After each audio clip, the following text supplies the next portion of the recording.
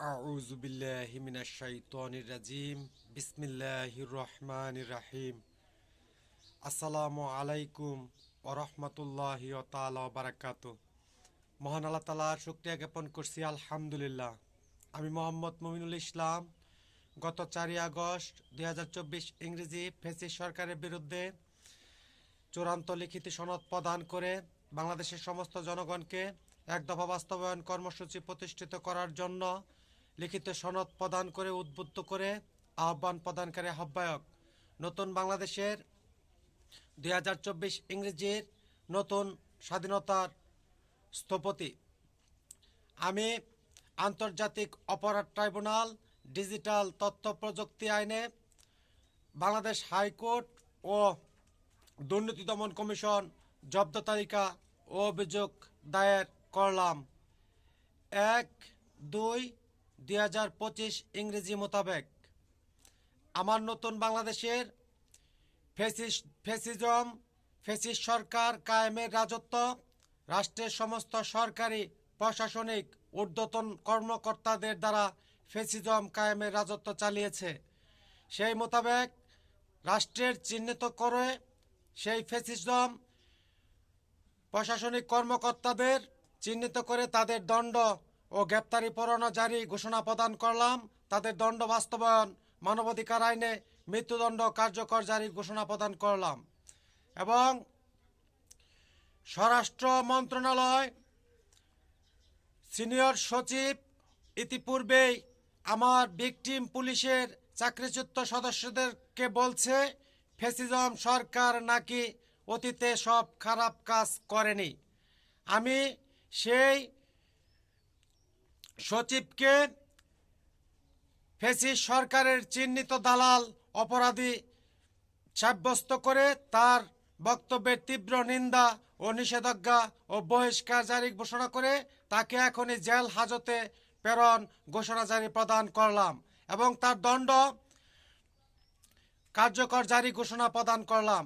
এবং police headquarter IG অফিসে কর্মরত যে সকল প্রবীণ ফ্যাসিস্ট কূটনীতির আত্মীয়তার সম্পর্ক প্রশাসনিকভাবে সেনাপ্রধান সহ যে সকল অফিসে কর্মরত গোপালীদেরকে চিহ্নিত করে এবং আওয়ামী লীগ ফ্যাসিস্ট চিহ্নিত যে সকল দলীয় সদস্যদের বিভিন্ন শাখায়, রাষ্ট্রীয় শাখায় চাকরিতে বহাল করা হয়েছে, তাদের শনাক্ত ও প্রক্রিয়াকরণ মোতাবেক জাতীয় নতুন মুক্তি সংসদ বীর কমিটির রাষ্ট্র সংস্কার তদন্ত কমিটির মাধ্যমে তাদেরকে চিহ্নিত করে তাদের এখনই গ্রেপ্তারি পরোয়ানা জারি ঘোষণা প্রদান করলাম এবং তাদের দণ্ড কার্যকর বাস্তবায়ন নিশ্চিত প্রদান করলাম।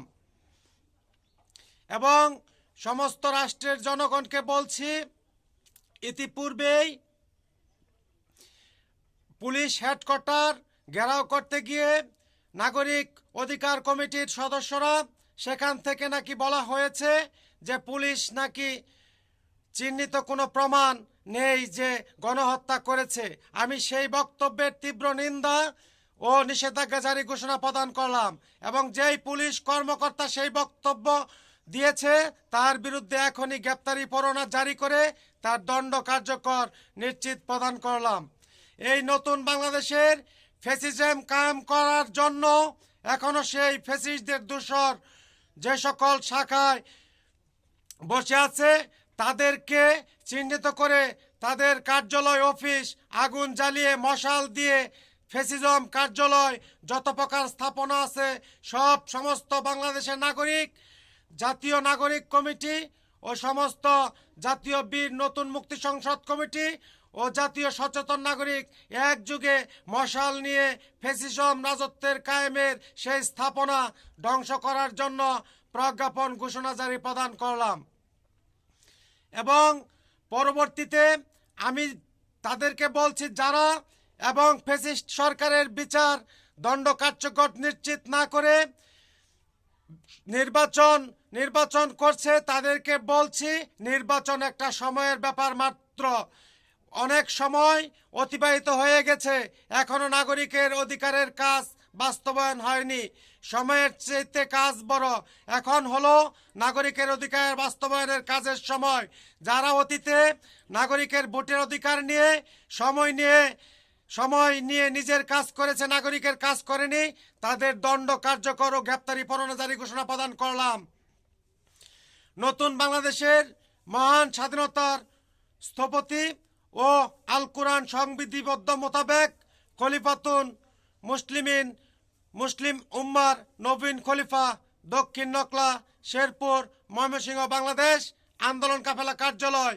লিল্লাহি তাকবীর, আল্লাহু আকবার। আল্লাহ হাফেজ।